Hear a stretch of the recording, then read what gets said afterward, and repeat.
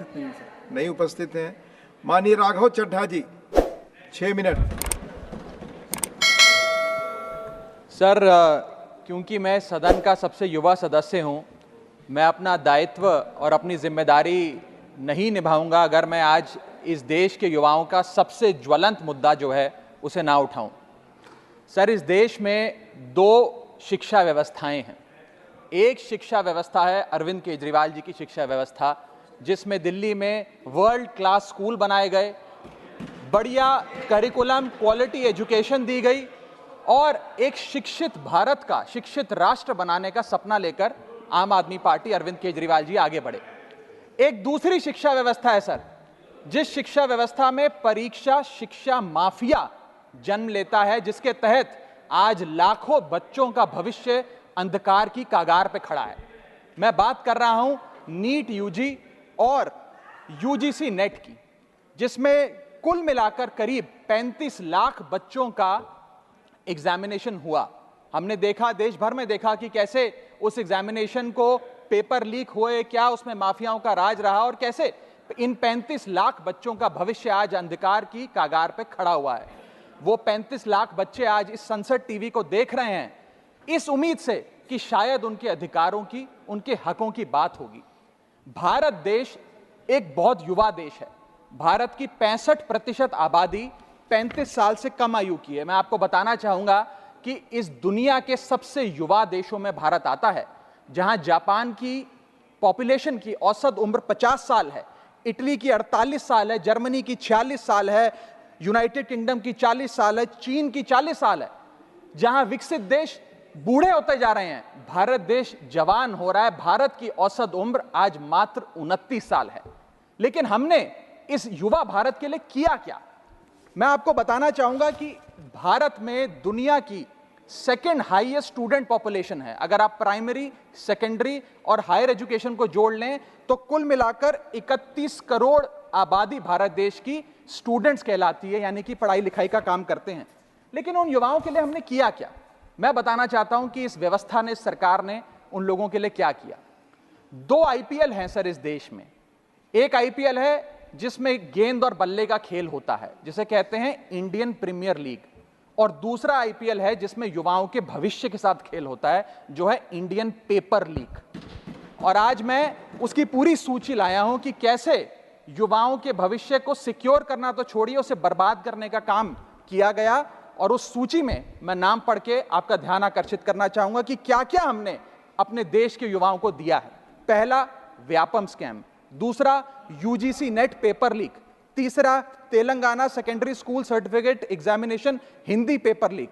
Assam HSC-LC general science paper leak. Uttar Pradesh लेखपाल recruitment exam paper leak. Rajasthan forest guard recruitment exam paper leak. Bihar public service commission exam paper leak. Gujarat head clerk exam paper leak. SSC CGL exam paper leak. UP TET exam paper leak.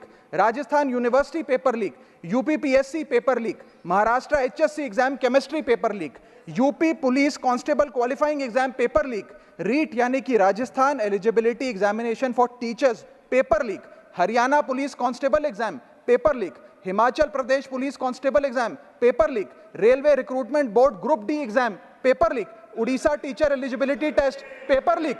Assam police recruitment exam paper leak. Bihar board का 10वीं कक्षा का भी examination paper leak. Telangana SSC exam paper leak. Karnataka SSC-LC exam paper leak. Delhi university law entrance exam paper leak. Jamia Millia Islamia entrance exam paper leak. UP board exam mathematics और bio का paper leak. Rajasthan teacher recruitment exam paper leak. और इस साल का NEET का 2024 का paper leak. माननीय राघव चड्ढा जी, ये ऑथेंटिकेट करके आप यहाँ मैं दूंगा सर, सारे रिपोर्ट दूंगा। थैंक यू सर, आज हम अपने देश के युवाओं को एक अच्छी शिक्षा व्यवस्था नहीं दे पाए, नौकरियां नहीं दे पाए, बेरोजगारी चरम पर है, ऑर्गेनाइज सेक्टर की बेरोजगारी चरम पर है और अनऑर्गेनाइज सेक्टर की तो आंकड़ों की क्या बात करी जाए। सर मैं इन स्टूडेंट्स की पीड़ा इसलिए भी समझता हूं क्योंकि मैं खुद स्टूडेंट रहा हूं। इस देश की सबसे one of the most competitive examination chartered accountancy को क्लियर कर यहां पहुंचा हूं। सर, मुझे पता है कि क्या पीड़ा होती है जब सालों की आपकी मेहनत पर पानी फिर जाए क्योंकि एक एग्जामिनेशन, एक पेपर लीक हो जाता है, तब सिर्फ दिल नहीं टूटता, विद्यार्थी, एक इंसान पूरा टूट जाता है, उसका मनोबल टूट जाता है। आज उस मनोबल को हमें सबको मिलकर एड्रेस करने की आवश्यकता है। और आज मैं उन युवाओं की ओर से नीट से संबंधित उन 35 लाख स्टूडेंट्स की ओर से सरकार से 5 सवाल पूछना चाहूंगा। और वो पूछने से पहले ये बताना चाहूंगा कि एनटीए, जो जिसे नेशनल टेस्टिंग एजेंसी का नाम देके जिसका गठन किया गया था कि वो युवाओं के भविष्य के लिए कुछ कारगर कदम उठाएगी, एक ट्रांसपेरेंसी से एग्जामिनेशन कराएगी, उस एनटीए का फुल फॉर्म आज नो ट्रस्ट एनीमोर हो गया है। कोई भी विद्यार्थी आज इस एनटीए पे विश्वास नहीं कर रहा। और मैं विद्यार्थियों की ओर से ये 5 सवाल सरकार से पूछना चाहूंगा, नीट से संबंधित सटीक सवाल। पहला सवाल, नीट का पेपर जिसमें मात्र 1-2, बहुत हुआ तो 3-4 स्टूडेंट्स की रैंक 1 आती है, जैसे कि 2023 में मात्र 2 लोगों की रैंक 1 आई, 22 में मात्र 4 लोगों की आई, 2021 में मात्र 3 लोगों की आई। जब इतने कम स्टूडेंट्स की रैंक 1 आती है, तो इस साल 2024 के नीट के पेपर में कैसे 67 बच्चों की रैंक 1 आ गई, जबकि फैकल्टी और टीचर्स ये मानते हैं कि बहुत मुश्किल पेपर था। सर मेरी पार्टी का समय बचा हुआ है सर, प्लीज मेरे को 2-3 मिनट दे दीजिए। नहीं सर, 4 मिनट 5 मिनट भी नहीं हुए सर, वक्त दे दीजिए please. Conclude with in sir 1 minute conclude, otherwise I will move. Sir वक्त ऐसे मत दीजिए कि भीख लगे सर, वक्त ऐसे मत दीजिए कि ठीक लगे, बाकी जो आपको ठीक लगे। सर मेरा दूसरा सवाल, कैसे मैथमेटिकली इम्पॉसिबल नंबर स्टूडेंट्स के आते हैं? इस एग्जाम में या तो 720 नंबर आएंगे जिसके सारे जवाब सही हैं, और अगर एक भी गलत हो गया तो आप 715 नंबरों पे आ जाएंगे। इस 715 और 720 के बीच में किसी के नंबर नहीं आ सकते, लेकिन इस बार ग्रेस मार्क्स देकर 717, 718, 719। और आखिरी सवाल, मेरा आखिरी सवाल, मैं समाप्त कर रहा हूं सर। इस बार जो इस नीट एग्जाम के नतीजे 14 जून को आने थे, उसको 10 दिन पहले कर दिया गया। हम देखते हैं कि नतीजों में देरी अक्सर होती है, लेकिन 10 दिन पहले चुनावों के शोर के नतीजों के शोर में 4 जून को नीट एग्जाम के नतीजे लाए गए। क्या मकसद था? क्या